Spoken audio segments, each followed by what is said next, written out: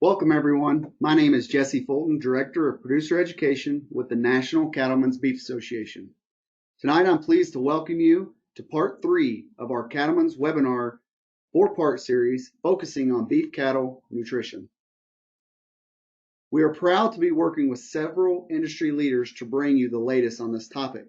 As a participant, your line will be muted, but feel free to type in questions in the question box on your screen during the webinar, and at the end of the presentations, we will get to as many of those as time will allow. If you have trouble with your technology, or if you are joining us only for the audio, the webinar is being recorded and will be available for viewing in 48 hours at ncba.org. Just look for the producer tab on the website. Now I would like to recognize our sponsor, VitaFerm, and thank them for sponsoring this webinar. Now a few comments from Shane Shockey, Area Sales Manager for VitaFerm. Mr. Shockey? Thanks, Jesse. Good evening, everyone. My name is Shane Shockey. On behalf of Biozyme and VitaFerm, we thank you for having us on here tonight and letting us be a part of this webinar series. At Biozyme, we're all about the care that comes full circle. So from us to the producer, to the livestock, and back to the producer. Therefore, we're always happy to partner with NCBA for events like this to help circulate information to you folks in the industry. Cattle producers are the leading customer for us here at Biozyme. And so we're appreciative of this partnership and excited for all the good work ahead of us. We all need to remember that in these tough times, we do not need to slack on nutrition, genetics, and reproduction, because that won't only affect us today, but years down the road. Here at Biozyme, we want to help you get the most out of your cows with the use of Amaferm, a prebiotic that lets the livestock utilize everything more efficiently and gaining you more dollars in your pocket. The webinar tonight will feature Reinaldo Cooke, an associate professor at Texas A&M with a specialty in beef cattle production. Dr. Cooke, the floor is all yours. All right. Thanks for the introduction. Let me get my screen up here. Seems like we have 77 people online that are hungry to learn about minerals and reproduction in beef cattle. So, okay. I'm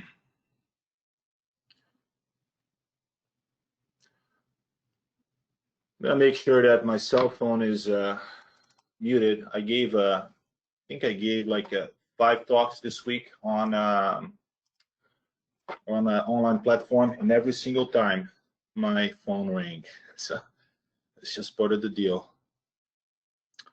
Okay, so thanks for the introduction, and I appreciate the invitation to share a little bit of data regarding mineral nutrition and reproduction in beef cattle, and we're going to focus today on the female. Okay, most of my work in terms of research is on the female side. It doesn't mean that mineral nutrition is not extremely important for bulls or males. It is, because, well, if you have one cow that can't become pregnant, you have one open cow.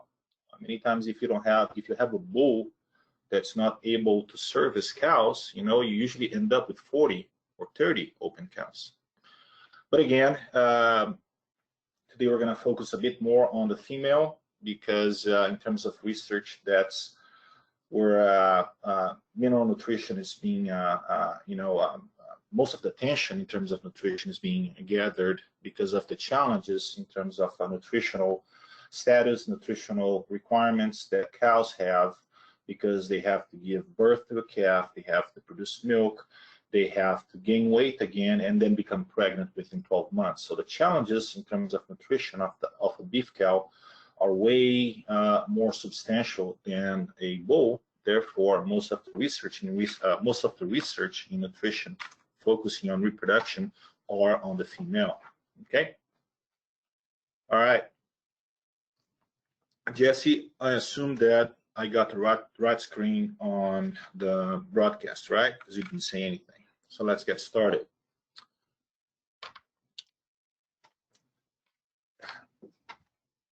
I haven't seen the previous 2 presentations in the series.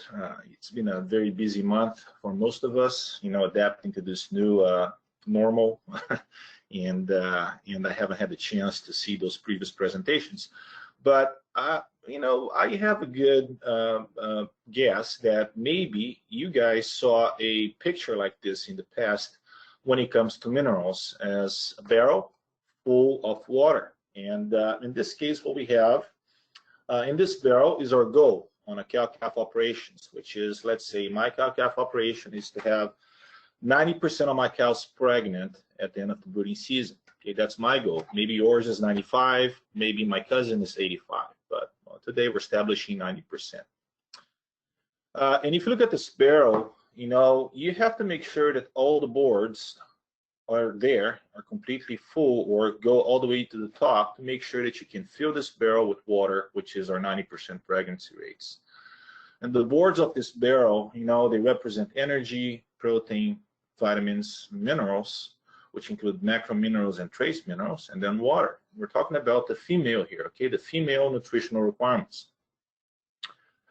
If we provide all that cow needs in terms of energy, we meet her energy requirements, her protein requirements, vitamins, and water, but we don't meet what she needs in terms of minerals, our most limiting nutrient, it's going to dictate our production outcomes. So if I'm only providing enough minerals to support a 40% pregnancy rate, okay, that's what I'm going to have. So basically, all the energy and protein and vitamins that I added to the system are wasted because minerals are limiting. And this is the same rationale if you're talking about feedlot gains, if you're talking about heifer average daily gain after weaning. We have to make sure that we provide our nutrients in a balanced manner to make sure that the cow or the bull or the heifer is able to use every single nutrient in a efficient manner. It's 7 o'clock Central Time. I'm in Texas, and it's been a long day, so I gotta drink a lot of water to be able to speak to you guys. I'm originally from Brazil, born and raised.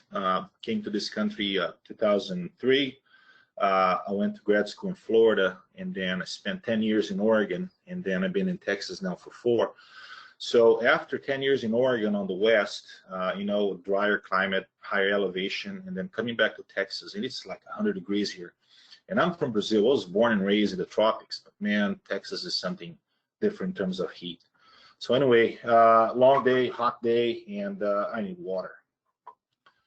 So moving on, if we you know, if we take this rationale and we think, well, we got to provide enough minerals to match what the energy and protein are providing in terms of nutrients for reproduction.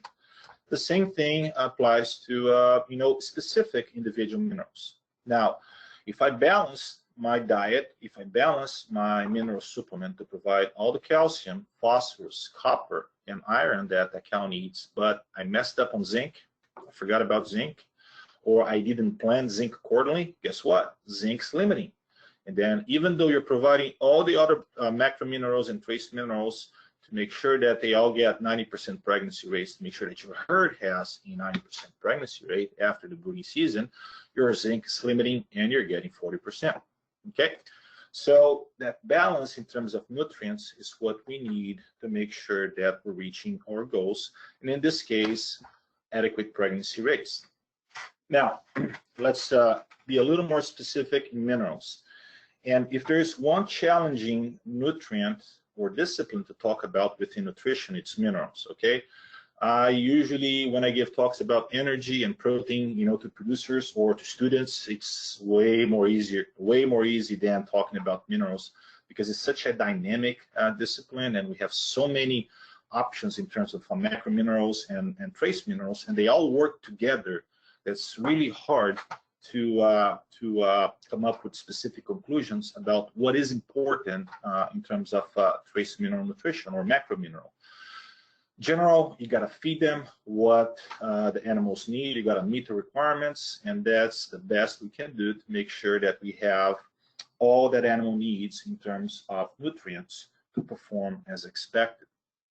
So all the minerals, as you guys can read the screen, they are required for functions of the body. Okay, every single process in the body involves minerals. Okay, the thing is, when you, and this is across the planet, okay? If you go to South America, Central America, Europe, I just came back from Romania, last year, and it was amazing, that the same challenges we face here, producers in Romania, they also face in Italy, in France, in Brazil, in Africa. And one of those challenges is to make sure that we provide a proper trace mineral supplementation, not only trace mineral, I'm sorry, macro and trace mineral supplementation to cow-calf systems. This is something that it's complicated everywhere in this planet. Okay, being from Brazil, it's estimated that in Brazil, only 30 to 35% of the beef cows in Brazil receive some sort of mineral supplementation. So 70% don't get anything, and that's amazing because if you need to start somewhere in terms of a proper nutritional program, minerals is probably one of the starting points. Okay, so many operations, commercial operations in this country, they only rely on forages to provide nutrients to to beef cows and bulls as well. And not only those forages, they don't always provide what the animal needs. And when we think about energy and protein, it's sometimes it's easier to wrap our minds around that, because we know that, for instance, in the South, the subtropical forages, they don't provide as much protein and energy as the forages in the north. Even though in the north we also have some challenges in terms of low quality forages. So it's easier for us to understand the concept of proper supplementation when it comes to energy and protein, and sometimes we don't take that same road when we think about mineral supplementation. So with that in mind, we need to design our supplementation programs, not only energy and protein, but also minerals, according to what the animals need. And we need to understand what they need. We need to understand what they have. We need to understand how much they have. And we need to understand the options. So if I'm designing a mineral supplementation program, first thing I need to know is, all right, who's receiving the supplement, okay? We're talking about cows, we're talking about bulls, we're talking about heifers. Second, if it's bulls, are they mature bulls? Are they growing bulls? Are they, bulls just after weaning? If it's about cows, it's a dry cow, it's a lactating cow, it is a cow right after calving. What am I feeding? So with that, I know how much, or at least I have a good idea of how much that animal needs on a daily basis in terms of minerals. Not only I need to know what they need, I need to know what it's in the basal diet. So what is in the forage, okay? So let's say that I have a forage that's pretty good in copper and zinc, but for some reason, it's the soil, it's a type of fertilizer, that forage is good in copper and zinc, but it's pretty low in manganese. Okay, remember the barrel. Okay, if manganese is not there in adequate amounts, it's going to limit the ability of the animal or the herd to perform. Okay, so we need to know what's in the forage, and then we need to complement what's missing in the forage with a proper supplementation program and provide to the animal, based on that animal's or that herd requirements. That's not easy to do, and it's not always done, okay? So the first thing that I said, if we go back to this slide, it's according to what the animal needs, right? And we as scientists, we've done a lot of research over the last 50, 80, 100 years to try to understand requirements, okay? So we established requirements for all the macrominerals and all the trace minerals. If you go to the science books, okay, and the one that we have in mind in terms of designing nutritional programs, it's the NRC, which is called, it has a different name now. But anyway, based on all the research done in this last century, since the early 90s, we have an idea of what we think that the animals need, right? This is what we humans think that they need. So we established requirements, okay? We established requirements for calcium, and here I have a dry cow, I have a lactating cow, the same thing for phosphorus. And then you can see that when you have a lactating cow, the requirements change because guess what? She's producing milk, right? And then for the trace minerals, they don't change as much because, calcium and phosphorus are much more important or related to milk production than the trace minerals are. But anyway, so those recommendations or requirements that we established as scientists, it doesn't mean that we're spot on. This is a work in progress, okay? So every time we do a project and then we see that, okay, I provided zinc at 30 ppm of the diet, but then if I provided 40, then I saw an increase in pregnancy rates. Well, perhaps it's not because I provided more zinc that I had a benefit in reproduction. Maybe the requirement of a cow is not 30, it's 40, okay? So it's always a work in progress, but the requirements that we established as scientists is starting point, okay? We use that as a starting point. So again, now, do we always follow those requirements? Do we always, as producers, do we always provide exactly or close to what the animals need, okay? If you go to a ranch, you know, just 2 hours south of College Station, large range, 2,000 cows, and I show this graph or this table to the owner, and I ask him, are you following this recipe? I bet you that, you know, probably not, okay? And we usually, the concerning thing is that sometimes it takes time for a wreck to happen in terms of minerals. The body of the cow, you know, the body of the mammal is so efficient in terms of recycling nutrients and using nutrients efficiently before it shuts down, that it takes longer, okay, for a wreck to happen in terms of a drop in production, a significant drop in production, if we're talking about minerals compared to energy, which the cow doesn't have that ability to recycle. So if you're not providing enough energy, okay, your next breeding season, your cows are going to be in bad shape, they're going to be thin, then they're going to have terrible pregnancy rates. Now, if you stop providing minerals to your cows before the breeding season, there's a good chance that you're not going to see a substantial drop in pregnancy rates the next breeding season. Okay, because the cow is able to recycle all the minerals that she has stored in her body. However, if you keep not feeding that cow mineral, eventually you're going to see the wreck. Eventually, that storage is going to be gone, and then she won't be able to become pregnant. So what I'm saying is that many times, unfortunately, and this is something we're trying to change, that we pay attention to mineral supplementation. We only pay attention to mineral supplementation when something bad is happening at the ranch, okay? And then we blame on the minerals. And then we go and try to understand what kind of minerals our animals need. So what we try to do in terms of science, say, all right, this is what they need. Let's try to follow this, okay, to make sure that that wreck doesn't happen.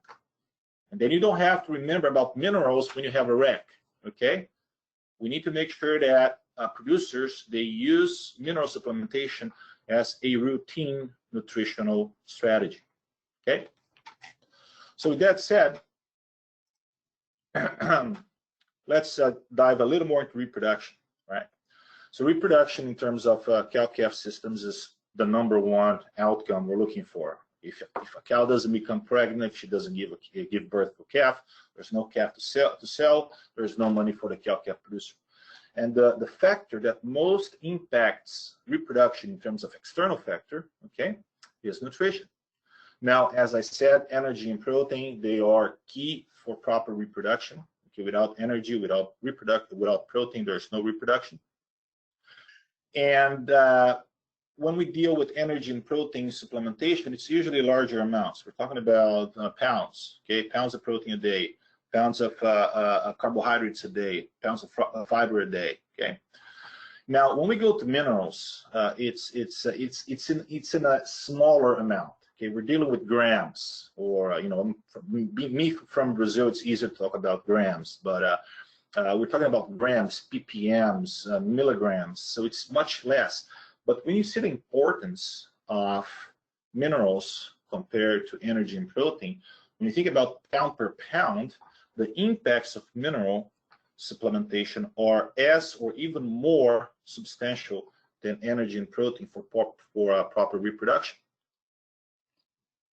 So minerals, when you think about pound per pound, when you look into a supplementation program, when you look into a feedlot diet, when you look into a TMR for dairy cows, and then you look at the price, pound per pound, okay, pound per pound of dollars, it's the largest expense proportionally, okay, I'm saying in terms of proportion of the amount that you add to the diet.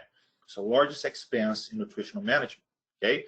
It has a huge impact on reproduction. And the thing is, energy, you know, you have carbohydrates, you have fiber, right? You have your energy sources. Then protein, you have your protein. In cattle, we're talking about non-protein nitrogen, true protein, whatever. But when we talk about minerals, we're talking about several dozens, right? So each one of them is critical to the metabolism or the metabolic system of that animal. Each one of them have their each individual importance, but also they also sit with each other, okay, which make things even more complex when it comes to mineral nutrition. So today, like I said, I'm focusing more on the female because of the nutritional challenges that female are exposed to compared to males, to bulls. And I'm also going to focus a little more on trace minerals. Okay, it doesn't mean that macrominerals are not important. They are. Okay, they are extremely important. But in terms of supplementing macrominerals, we do a better job, okay, to a certain point compared to what we do with trace minerals. So calcium, phosphorus, everybody knows importance. Okay, this is something that's hopefully it's well disseminated to to all of you guys that are listening to this presentation. If no, please pay attention. So calcium, fords provide usually a good amount of calcium because it's part of their the plant physiology. It's extremely important for the bone, for milk production. If you're thinking about males for sperm capacitation, it's critical. Phosphorus, it's the fertility mineral. Okay, when you go back 40, 50 years ago in research, and then you start to see, when our discipline in terms of animal nutrition or cattle nutrition, we started to focus on mineral and reproduction. Phosphorus is all the initial trials that were developed in terms of making the connection between minerals and reproduction. Okay, so it's usually called the fertility mineral because phosphorus it's involved in several or many processes in the body of that female or male that are responsible for reproduction. And deficiencies lead to increased services per conception, which means what? Poor pregnancy rates. The cow needs to be mounted or inseminated more times to become pregnant if she is deficient in phosphorus. Now, we have a good idea in terms of requirements. We got to provide calcium as phosphorus based on what the animals need. And this is something that we kind of establish the requirements. But the thing about calcium and phosphorus is the balance. Okay, we got to balance calcium and phosphorus in a correct ratio in the diet because that imbalance can cause, problems in terms of using those macrominerals. So, this is something that it's well disseminated. If it's a dry cow, it's a non-lactating cow. If it's a heifer, then it's 1.5 calcium to 1 phosphorus. And then if it is a lactating cow, the ratio to add into the supplement it's 2 to 1, or to the diet it's 2 to 1. Okay. Moving on to other macrominerals, magnesium, potassium, salt, which is sodium and chloride, and then sulfur. They have their specific and also combined roles in many other functions in the body, going from milk production to ability of the rumen to work in terms of producing microbial protein. Now, perhaps salt doesn't have a direct impact on reproductive processes, okay, such as ovulation, for instance. But salt has other impacts in the body that if those processes don't work, reproduction don't work. So if the cow is sick or if the cow is dead, guess what? She won't give you a calf. So even though sometimes we don't have a direct connection between a specific macromineral with reproduction, okay, by making sure that the cow is sound, is healthy, that has an impact on reproduction. That's why we have to provide the macrominerals in amounts that the cows they need. Okay, and remember, we got to provide what they need based on the basal diet, based on the forage. If they have all they need from the forage, we don't have to provide much on the supplement. Okay, we have to match what they need to what the basal diet is providing. Now let's jump to trace minerals. It's been already, and I've been talking for 22 minutes already, so it's about half the time I got. So this is the bulk of the presentation. Trace minerals, they are required in small amounts compared to the macro minerals. It's usually part per millions of the diet. And even though they're needed in a very small amount, they have vital roles in many functions in the body, specifically reproduction and the immune system. Okay, they have an even greater pound per pound importance and also cost in terms of adding to supplements or diets. And their content varies quite a lot according to the feed, according to the supplement, according to the forage type. Okay, if you go to a C3 temperate forage, if you go to C4 tropical forage, if you go to early summer, if you go to a late fall, it changes quite significantly the amount or the concentration of those trace minerals. So if you think about selenium, zinc, and copper, those are the three that comes to mind right away, trace minerals. Okay, they all have very specific roles in enzymes that are important for many functions in the body, including cell functions that are related with the reproductive system.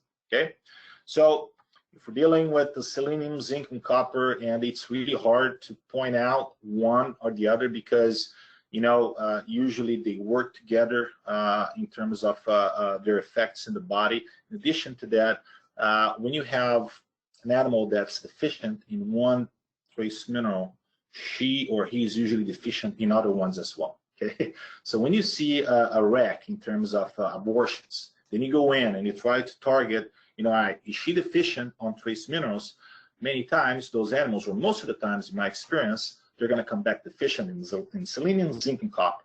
All right, which one is which? Well, I don't know, but that's why we usually provide recommendations to ensure that they have all they need in terms of trace minerals. Now, deficiency of those trace minerals are related to embryonic loss, which means early pregnancy abortions and then late pregnancy abortions. You know, selenium, it's highly associated with retained placenta, mainly on the dairy side, but on the beef side as well.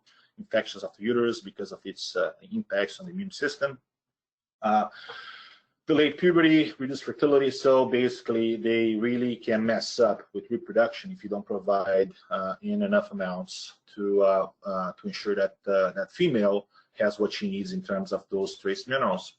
When you go to bulls, basically the same thing. Remember, you know, the reproductive cell in that cow or heifer is the egg, right? Oocyte. And then the same thing on it's the same thing on the bull. Then we're talking about sperm cell.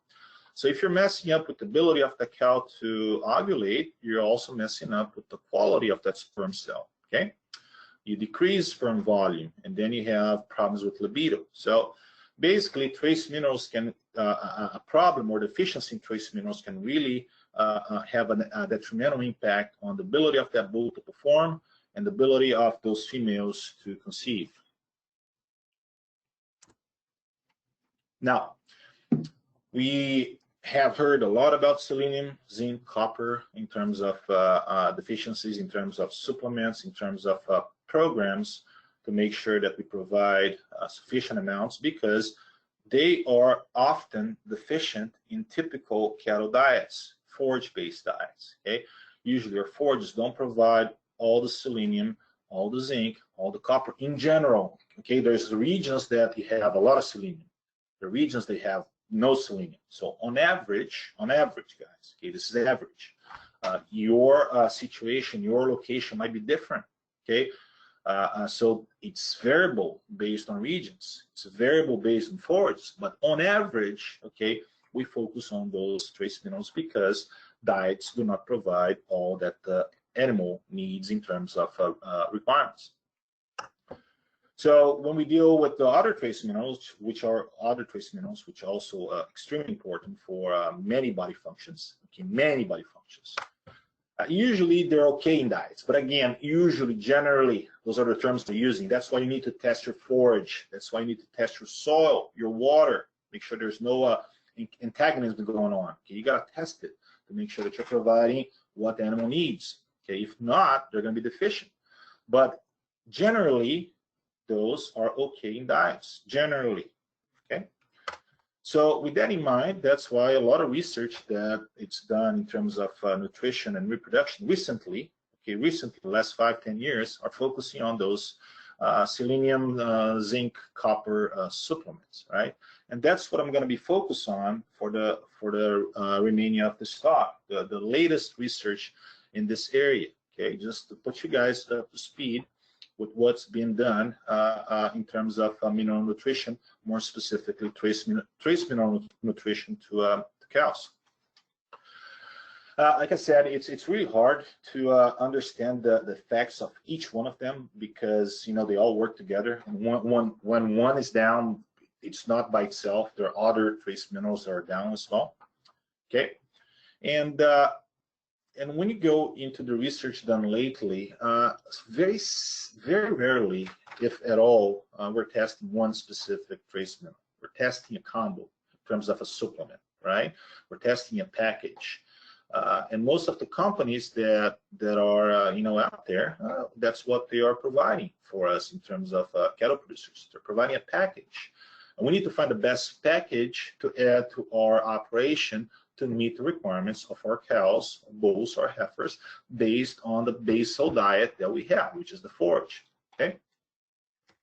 So several studies have been done the last few years. Many new technologies have been developed. Okay, from organic sources to injectable trace minerals to specific inorganic sources. It's been a lot of development in the last 5-10 years, specifically on the beef cattle side as well as dairy cattle side. Now, when I talk about males, and then I said I'm not going to go too much about bulls, because bulls, if you provide a decent mineral year-round, free choice, based on the requirements of the bulls, which are not that high compared to cows, because bulls don't have the nutritional challenge that a cow has, because she needs to lactate, she needs to give birth to calf, she needs to grow if she's a heifer, etc. Bulls, they don't have that kind of a nutritional challenge. That's why it's easier to meet the requirements of energy and protein and minerals, right? So making sure that they have what they need year-round, not only during the breeding season. Okay, don't wait till the last minute to make sure that you have your bulls in a good nutritional status. Zinc, selenium, copper, they're extremely implicated on semen production. Extremely implicated. If you're not providing what the bull needs in terms of those trace minerals, semen quality is going to go down. The ability of that bull to get a cow pregnant is going to go down. Like I said, if you mess up one bull, you're messing up 40 cows, 30 cows, 25 cows, depending on your bull to cow ratio. Okay, so making sure that you have year-round, but I know it's not easy to do. Try to have bulls in a good nutritional status year-round. But if you have to work on your bulls in terms of periods of the year, right? You got to make sure that they have what they need prior to breeding, at least 60 days prior to breeding. Remember, the sperm cell that it's going to be on the ejaculate today began to be produced 60 days ago. So whatever you did 60 days ago, it's going to impact the ability of your bull to breed a cow today. So at least 60 days prior to the breeding season, you got to make sure that your bulls are in shape. Okay, at least 60 days before. They're in good shape. They have what they need. You're providing the minerals, the trace, the macro, the energy, the protein, and then that animal is going to be, entering that breeding season with all the tools that he needs to get your cows pregnant. Okay. On the bulls specifically, when you're talking about those a few months before the breeding season, there's some benefits of organic sources with greater bioavailability. I'm not going to go into that, but there's good data out there in terms of bull nutrition.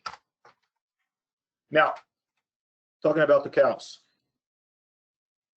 right? And I mean, if you go back 30 years ago, right, 35 years ago, and you look at the data done 35, 40, 50, 60 years ago, you see that, there's a lot of data looking like this. If you don't provide copper, zinc, manganese, iron, and magnesium, so this is probably a group of heifers, dairy heifers, that were deficient in some of them.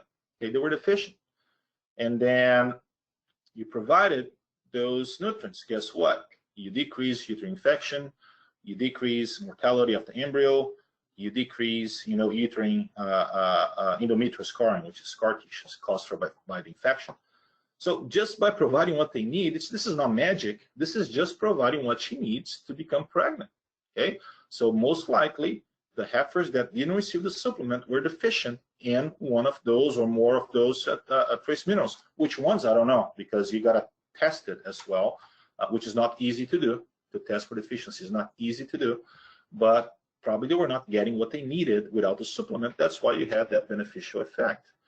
So what I'm saying is, don't wait until you have a wreck like this, until you have 20% early abortions, to start thinking about supplementing. You need to supplement just to make sure that you always have your herd in this status here. So studies like this serve as foundation for what we do nowadays and today. So that study was from '87. That's the oldest study I'm going to mention today. Then let's go into the more recent data in terms of sources and types of mineral supplementation. So the one that's, I get a lot of questions about is the injectable trace minerals, and you can see the brand here. And in this case, we're talking about zinc, selenium, copper, and manganese. Okay, so when you provide that in terms of an injection, you have a quick increase in mineral status that are quickly metabolized, but also, they get out of the body, fairly rapidly as well. Not fairly, but that's they're excreted in a more rapid fashion. So anyway, it doesn't mean that it's not there in the body for it to be used. It is, and that's why I'm going to show some good data coming out of this technology. So basically, if your cows are not in good shape in terms of nutrition, this is a quick strategy to put that into that good status. So if you know that they're coming back from a pasture that was pretty low on forage, you had hell, which were a mineral supplement. For some reason it rained, and you know that they haven't been able to eat that for the last 2 months. And then when you go west and you're talking about one pair per 40 acres, it's not easy. Okay, my time in Oregon, we were lucky if the cows visited the mineral bank once every 2 weeks, because it's such a huge public pasture that it's challenging. So maybe for situations like that, where you bring your animals and then you know that they're not in good shape and it's before the breeding season, you want to put them, give them that extra help, this is a good strategy, right? But that doesn't substitute a good year-round trace macro mineral supplementation program. Okay. So on a study done recently with Bos Indicus cattle in South America, so we're talking about this enzyme, and this enzyme as markers for zinc, manganese, copper, and then a marker for selenium. And then the injection was given at the beginning of the AI protocol. Guess what? When you give the injection, you have an increase on those enzymes as expected, right? Because you're giving the substrate for those enzymes.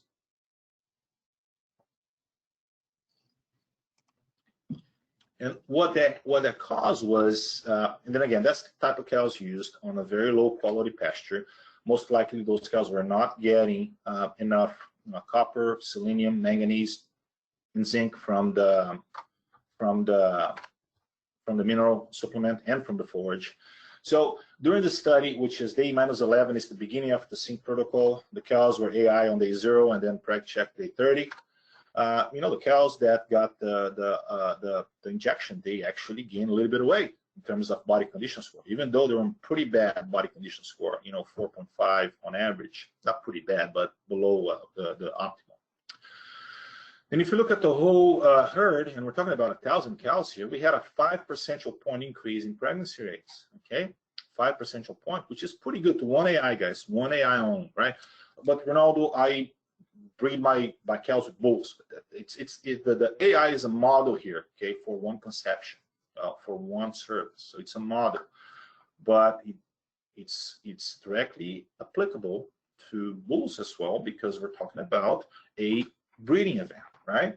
So we had a 5 percentage point increase in pregnancy rates to AI, but when we look into the data with a little bit more detail, we see that actually the cows benefited were the ones, right? Overall herd was below 5, okay? So you can see here that 500 cows were below 5 and 493. The cows that were above 5, which was the minority of this herd, the injection didn't help much, okay? Because they were probably in good shape, not only energy and protein, but also they're probably in good shape in terms of trace minerals. So the cows that were most likely deficient, and don't ask me why, maybe those cows were able to graze a little more efficient in terms of getting nutrients out of the forage. They were visiting the trace mineral supplement more often. I can't tell exactly what happened, but it tells you that the cows that need help nutritionally, they benefited from the trace mineral injection. You know, a similar study done with heifers that received embryo transfer. And again, we don't know exactly the status of those cows, and that's one of the challenges with mineral research we have to make sure that, you know, as possible, we analyze the diets, we analyze our body for general trace mineral status, and that's not always done. Okay, so but it's fair to consider or to conclude that the cows that received the ITM, there was a greater increase in there was a greater pregnancy rate or conception rate to embryo transfer, okay, at 23 days later or 48 days later, because they're probably deficient in those trace minerals. Okay, that's why that caused. If the control cows were in good status, okay, most likely you would see a lack of effect, just like here. But when the control cows, when your herd is not, then you see a potential for a benefit of your supplementation strategy being injection, the ITM, the injectable trace mineral, or a supplemental source. And the thing is, this is now important because usually the data that we see out there are those that worked. Many times the data where the technology didn't work are not publicized as it should be, because a lack of differences are as important as when you see differences between treatments. So in this case, this is a nice study from a colleague of mine in Illinois, because, you know, he had the study done in 3 different, he had 3 trials using the same technology. In trial number 2, he found a benefit in terms of AI conception in cows that received the injectable trace mineral, okay, right here, 62 versus 45. So maybe those heifers, most likely those heifers, they were in need of additional trace minerals. Now, on the trial 1 and 2, he didn't, because most likely those heifers did not need that extra source of zinc, copper, selenium, and manganese. Okay, so it varies. And why it varies? Because some cows need, some cows don't. So you need to understand when your cows need and why they need and what they need, and then you provide. In terms of oral supplementation, more traditional supplementation, we have options in terms of inorganic, as for instance sulfate sources, but also the so-called organic forms that might have greater bioavailability. Okay. And a lot of research done on that as well, several options of the so-called organic sources.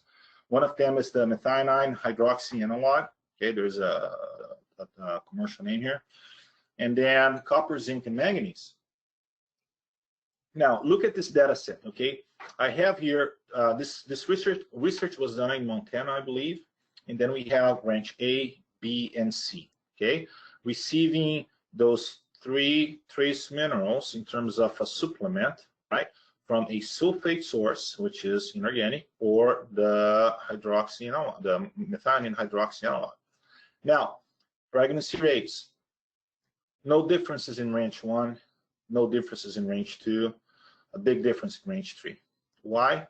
Because probably here the cows benefited from the hydroxy analog, because most likely the basal forage was lacking, so the sulfate source didn't provide really what the cow needed, okay? Whereas on range B and A, the sulfate was enough. Now look at the numbers, okay? And then you see that a lot of animals were from range C. That's why when you get all ranges together, there was a significant increase, statistically speaking, but 2 percentage points. But what I want to say is that the same technology to 3 ranges, okay?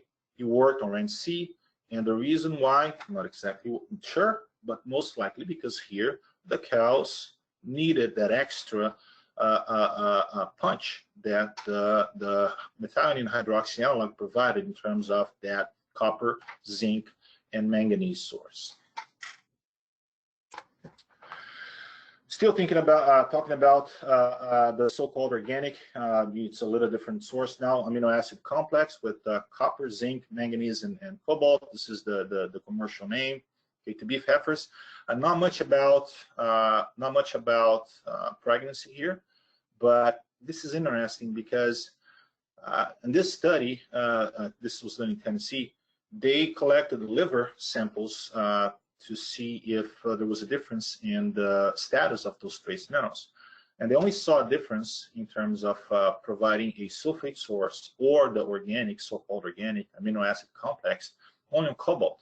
Manganese, zinc, and copper were fine. They didn't differ between treatments. And for both, they were in adequate range. So we're not talking about a deficiency here, a traditional deficiency. But like I said, we don't know what is deficiency for sure, okay? We established criteria for deficiency and requirements, okay? Maybe we need to revisit that, and that's what we do every day in science. But still, the heifers or the cows that received the so-called organic, more, and then this is a embryo transfer, follicle collection type of study. They produce more follicles, for collection, and then they produce more embryos in terms of generating embryos for embryo transfer compared to the control cows receiving sulfate sources.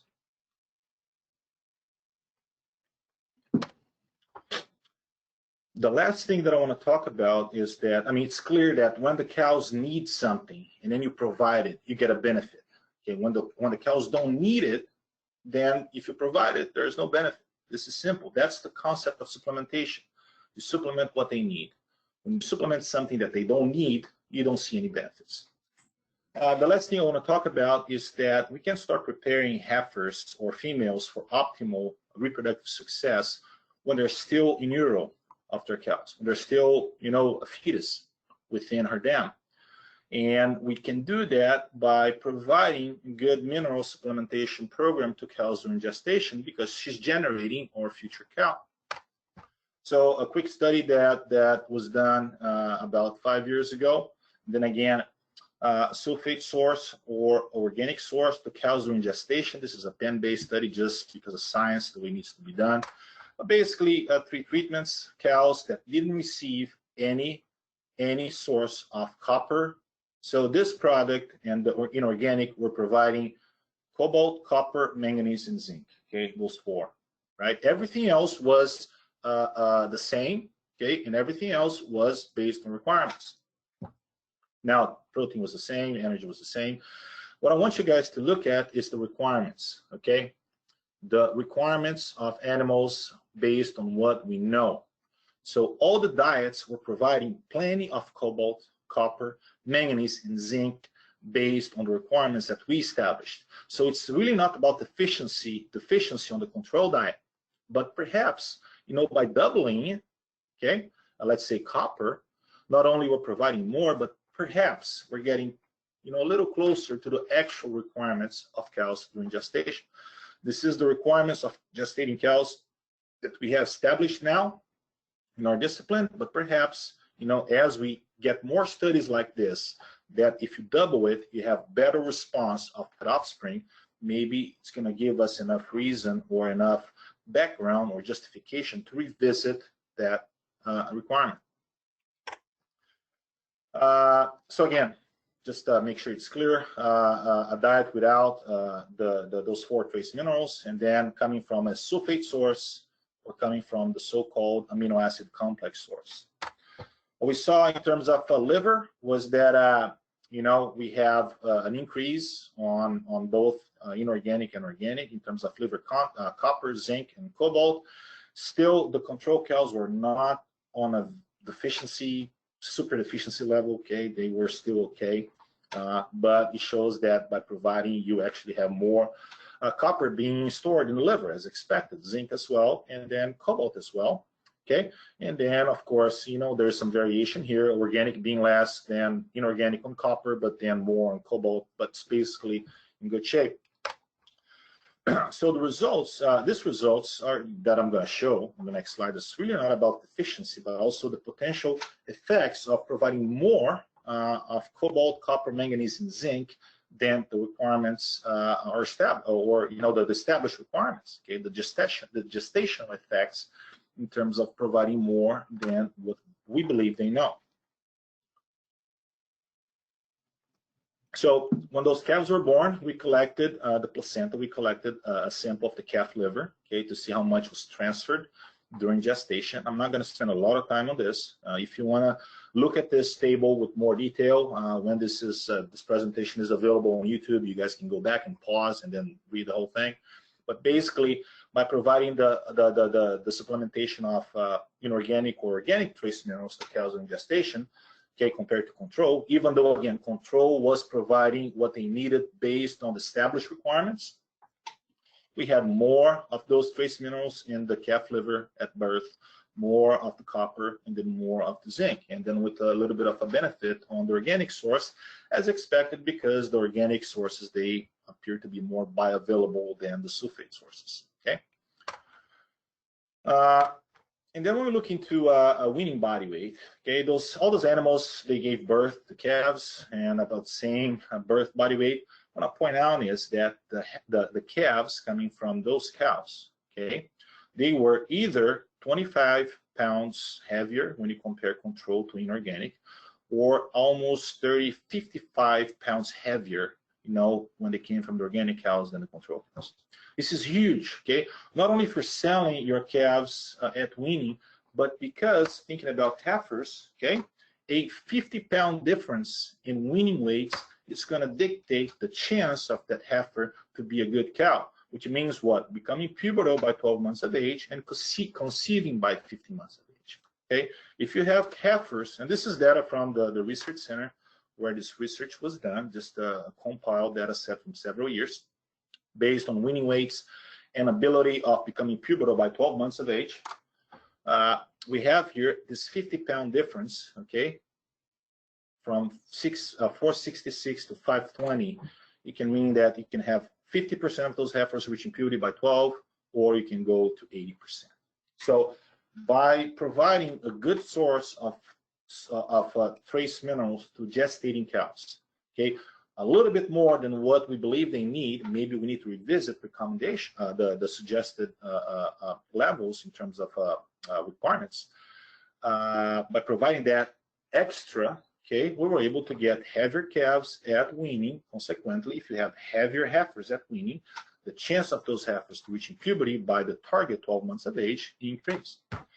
Not only that, on a subsequent study, a more recent study, again, without the control this time, just the inorganic or organic in terms of a copper, cobalt, zinc, and manganese.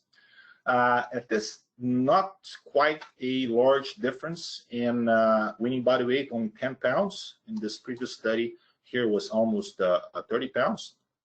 But again, same average daily gain. Those heifers were in the same nutritional status after weaning. So they were weaned about 7 months of age, okay, a little heavier on the organic, and then maintaining the same level of nutrition. And then this is the pre-breeding weight. Look at this. The heifers that came from the cows that received organic, they reached puberty sooner. So it's not only about the weight, okay, because if we adjust the weight here statistically, the heifers from the organic source are reaching puberty about 25 days sooner than the control, the inorganic heifers, or the heifers that came from the inorganic cows. Remember, guys, the inorganic or the organic were given to the cow during gestation. Okay, this is their heifers. This is their offspring. I hope I was clear about that. All the offspring receive only inorganic. So this is something applied to the cows. So just by giving that extra push in terms of a bioavailability of copper, zinc, manganese, and cobalt, you will probably able to get more of those trace minerals to that fetus, okay, that heifer that's developing in utero, and then we gave her more tools, okay, to develop in terms of reproduction, and they were more precocious when they were born. So I had a lot of information just on 52 minutes. I apologize. So mineral nutrition is key for reproduction. Again, year-round, males and females, not only before the breeding season, not only during the breeding season. It has to be something that you address every single day of the year. Okay, do not wait for the rec. Do not wait for the rec. Plan ahead. Okay, plan ahead, including considering cows in gestation. Okay, you just weaned your cows. They're not lactating anymore. Let's put them on the worst pasture of the operation, and let's not worry about supplementation. Well, that cow, even though she's not lactating anymore, she's pregnant with your future cows. Don't forget about her, okay? Supplementation only provide what is necessary when necessary. That's why many times we don't see a benefit of a specific strategy, because the cows just didn't need it, okay? And for us to really provide what they need when they need, we need to understand requirements. And again, this is a work in progress. We need to analyze the feeds, the basal diets, okay, specifically for trace mineral and macromineral content of that forage. Consider the sources available, okay, for us to complement what the basal diet's providing, and also, if needed, consult nutritionists, and then plan ahead. Always plan ahead. Don't wait for the last minute. So I had long talk, long day, but appreciate your time, and back to you, Shane. All righty, Dr. Cooke. I appreciate that good talk you just had. I also want to thank all you attendees for joining us tonight for tonight's presentation. The partnership between Biozyme and NCBA is about bringing the latest, the greatest, the most relevant information to the producers in the industry. And Dr. Cooke, you certainly have helped us achieve that goal tonight, so we appreciate that. As we move on into our question and answer session, please remember to type your questions in the question chat box, and we'll get to them with the time allowing. So now let's get to your questions. Thank you again for participating in tonight's webinar. I'll hand it back over to Jesse Fulton, the Director of Producer Education with NCBA, to moderate tonight's question and answer. Thank you very much, Shane, and thank you, Dr. Cooke, for that great presentation. So just a reminder to folks, chat into that question box on the side, and we'll see how many questions we can get answered as time will allow. Dr. Cooke, let's just jump right into it. The calcium to phosphorus ratio with alfalfa hay can be 10 to 1. Are there any concerns with that? Sorry, I was muted. That's too high. That's why you have to balance specifically on the phosphorus side. Okay. On your fetal programming study you were just talking about with the feeding the inorganic and the organic and the heifers reaching puberty earlier, do you think that if we were able to get those cows to consume more of the inorganic, do you think we could get similar results with the inorganic versus the organic? Great question. Just double the amount of I'm sorry, I'm tired now. Just double the amount of the inorganic, right? Yep. Just send a letter to the USDA, tell them to fund that research, and I'll give you the answer in 2 years. But that's a very good rationale, right? Because if we're talking about bioavailability, and then you provided the same amount of organic and inorganic, perhaps if you double the inorganic, you're going to have the same benefits as organic. But again, that change that you gotta take into account cost, relationship with other minerals, etc. But that's something that I can't tell you the answer, but it's definitely worth investigating. That's why it goes back to my question. Okay, by providing the organic, by providing more, are we really getting closer to the requirements? Okay, maybe we are underestimating the requirements of gestating cows. All right. How does, a lot of the country right now is kind of struggling for rain. How does drought influence our mineral needs? Well, it's a good point. I mean, you don't have enough, forage out there. You don't have groceries for the animals to eat. You change the concentration and the quality of nutrients in your forage. And, in some instances, you might have a more concentrated forage in terms of trace minerals. In other instances, you might have less concentration of specific nutrients. So basically, you need to see what you have out there. You got to see what it's in that forage in terms of nutrients, Again, there's no recipe for that. You got to test it to see what you have, how much you have, and then complement what's missing. All right. What's a good, accurate method that producers could use in determining if they have a magnesium deficiency? Magnesium, I gotta go back and look at the books, man. But magnesium, I don't know on the top of my head. Do you know, Shane? Magnesium deficiency? Yep. Yeah, as an indicator. I don't really know for sure. I know a lot of guys feed a lot of high mag, especially early spring when that grass is starting to green up, just to watch for bloat, but I don't know 100% how to just test that and see. Yeah, you can do the blood. I know that many times we do blood for magnesium. And I think blood is, unless I'm completely wrong, guys, and like I said, I might be, but blood is one of the parameters you can look at. All right. Any suggestions on minerals when feeding with distiller's mash? I don't have a lot of experience with distillers. Okay. Okay.